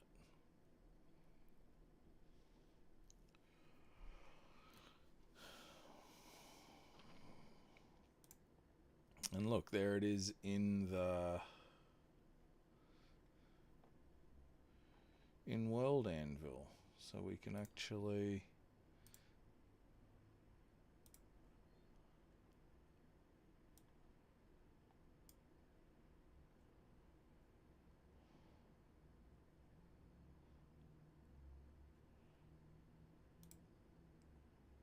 put that as private, and we're going to assign that to working images.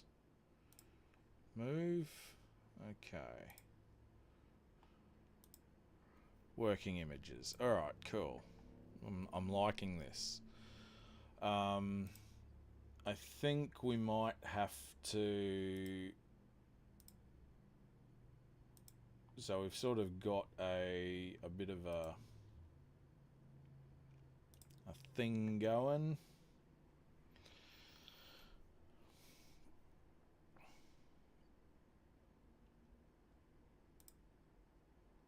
So I think we might need a... So, time.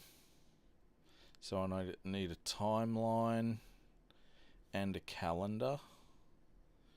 I'm actually thinking for the calendar,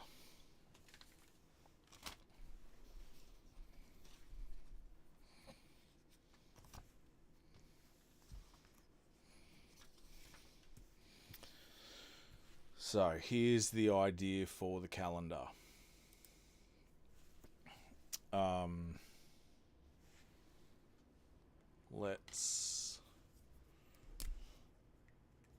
Let's do it big and friendly. So to do. Okay. I'm thinking there will be... I'm actually thinking 5 seasons. 2 months each. 2 moths each. And you do... So 1 month is first day, 10 day, 10 day, second day, 10 day, 10 day. So that's 42 days.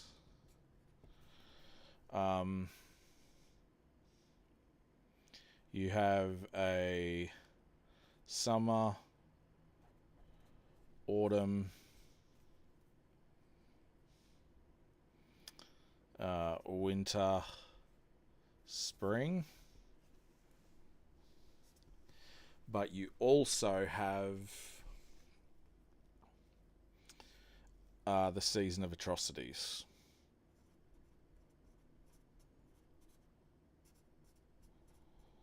Now, and that gives you, so then you go, so 2, 4, 6, 8, 10. You get 2 months of season of atrocity, plus you get your mid-year day. So I think we said before, so you get your mid-year day, mid-year. You get your end-year day.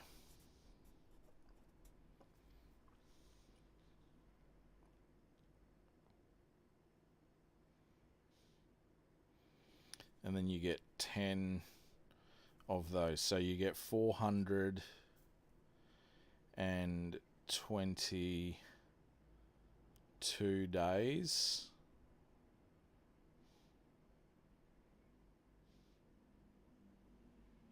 Although if you went 421 and then added, so you get 1 and then 3. If you had 3 end year days, so cap the year off, start the year off.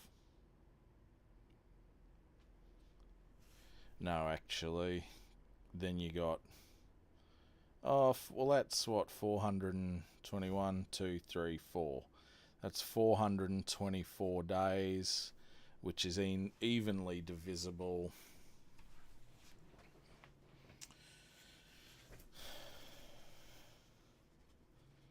$424.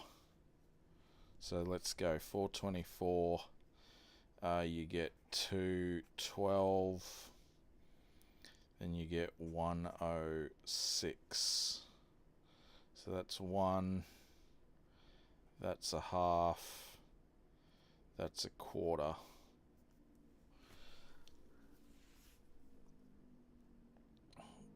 And what about a fifth? Can we do a fifth? Because I'm shithouse at maths. So let's go. Let's just make sure. So 42 days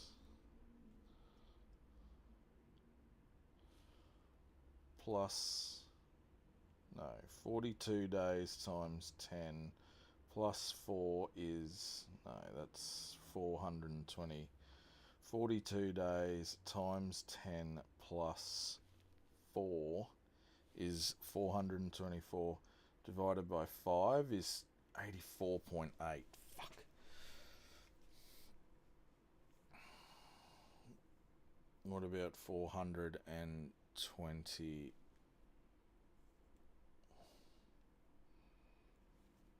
421 divided by 5 is 84.2.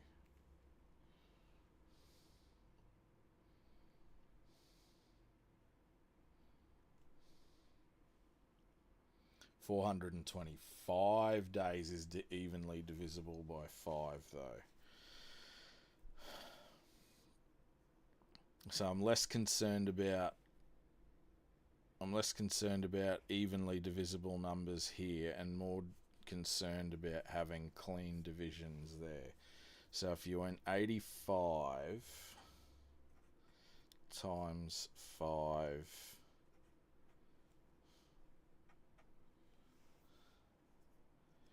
is 425. 1, 2, 3, 4, 5. And you need 85 days. So that's, well, there's 42. You coming in to watch a dude who's terrible at maths try and design a fucking make-believe calendar. Well, there's 84 times 5. So I've only got to find one more day. 1 mid-year, 3 end of year. What if we did...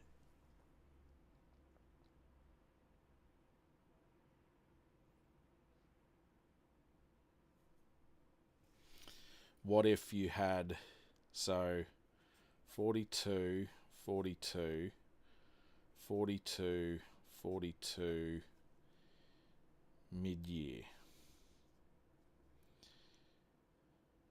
42, 42, 42, 42. Then you had 42.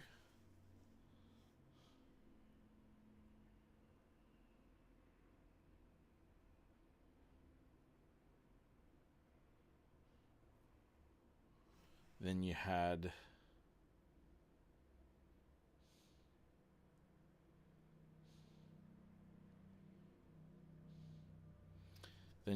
2.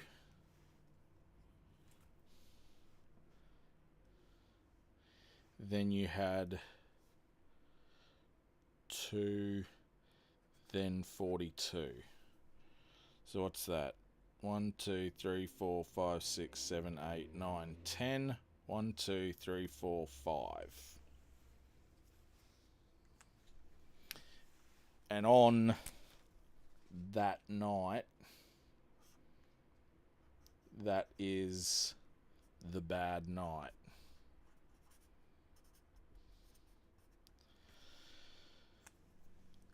The new year occurs right in the middle of the season of atrocity.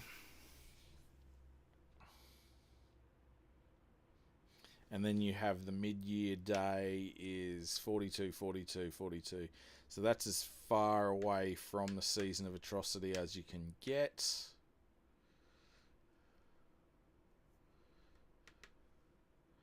I think that's it. And then you get 84 for each one. I think we've got it. There you go. That's the calendar.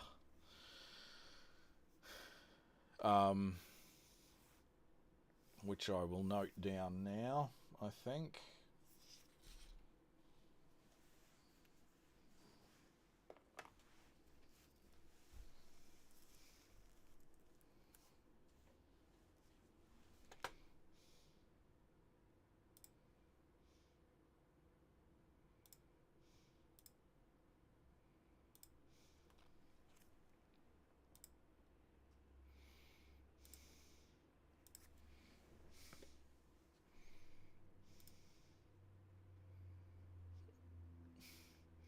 It hasn't dropped out once. Hasn't dropped out once, and I've dropped 59 frames. That is bananas. You guys are amazing. Okay, let's do...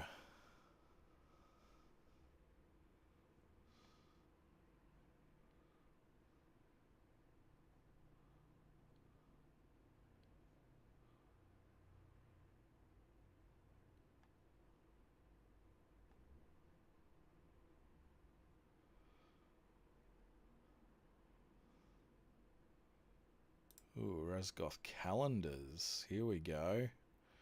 Name your days and months and choose how long they last. Track phases of the moon. Okay, this is interesting. Let's try this. Let's go Razgoth time stuff. Let's add a calendar. Oh shit. Are we...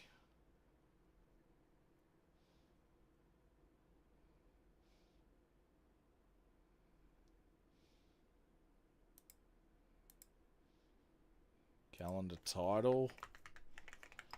Razgoth yearly. Current reckoning. Is that...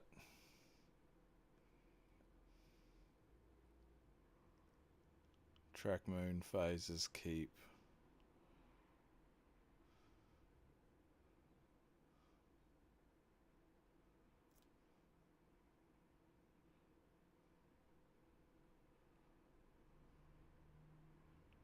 Okay.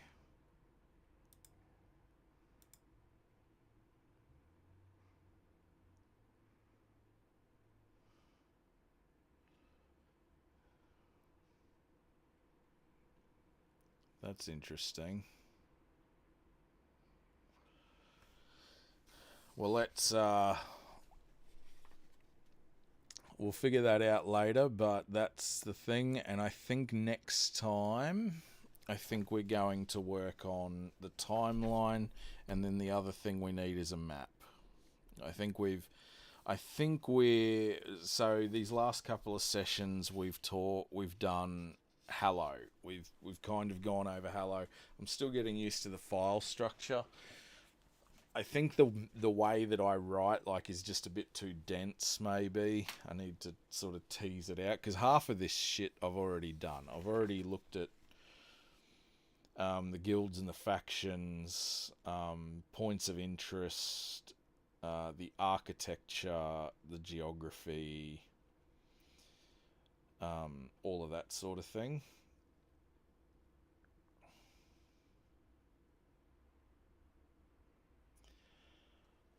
I think I need to... So I don't know how many of those we're going to do.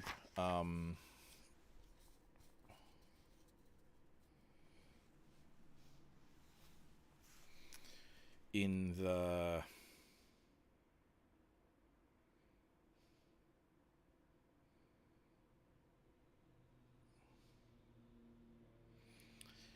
I don't know how many of those categories we're going to fill out for Hallow at the moment. But I do want to...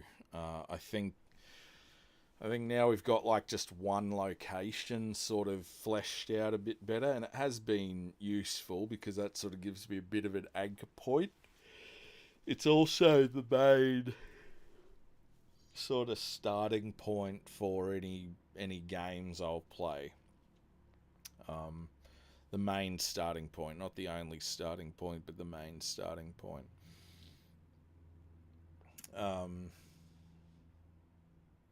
From there, building out a calendar, the seasons, and the timeline, and then the map. I think those are the things.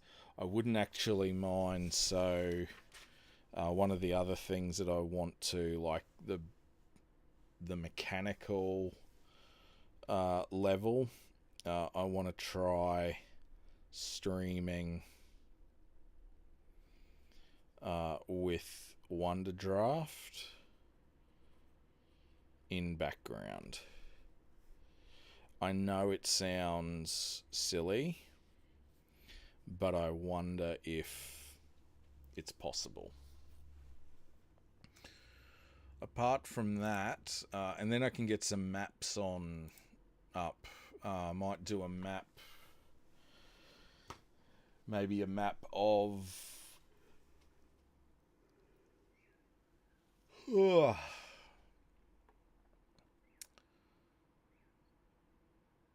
maybe a map of Razgoth the world, and I mean, I've got something like, what have I got? 1, 2, 3, 4, 5, 6, 7, 8, 9, 10, 11, 12, 13, 14, 15, 16, 17, 18, 19, 20, 21, 22, 23, 24, 25, 26, 27, 28, 29, 30, 31, 32, 33, 34, 35, 36, 37, 38, 39, 40, 41, 42, 43, 44, 45, 46. 46 article links in the Hallow article. That is way more than enough to be going on with. So, and that's not counting all of the other stuff that I've got from my to-do list. And there's like a big chunk of notes that I wrote on the Bjock the other day. So, I mean, let's get into it. Let's keep going. I might even come back on this tomorrow. Anyway, I think I'm going to end it there because I'm getting a bit tired, which usually means I've got to go and either eat something or drink something.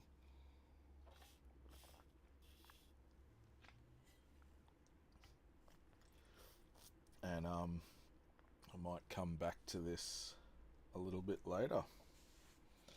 Maybe tomorrow. Anyway.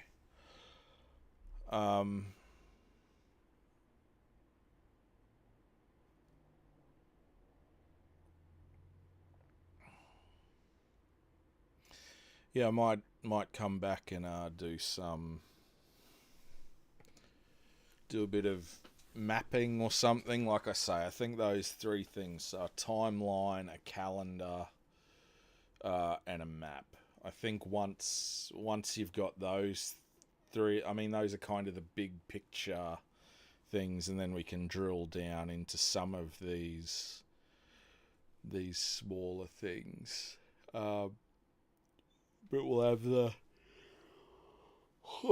broad strokes pointed in. Anyway, all right, peace out. Thanks for being here, all one of you. Thanks, guys. Bye.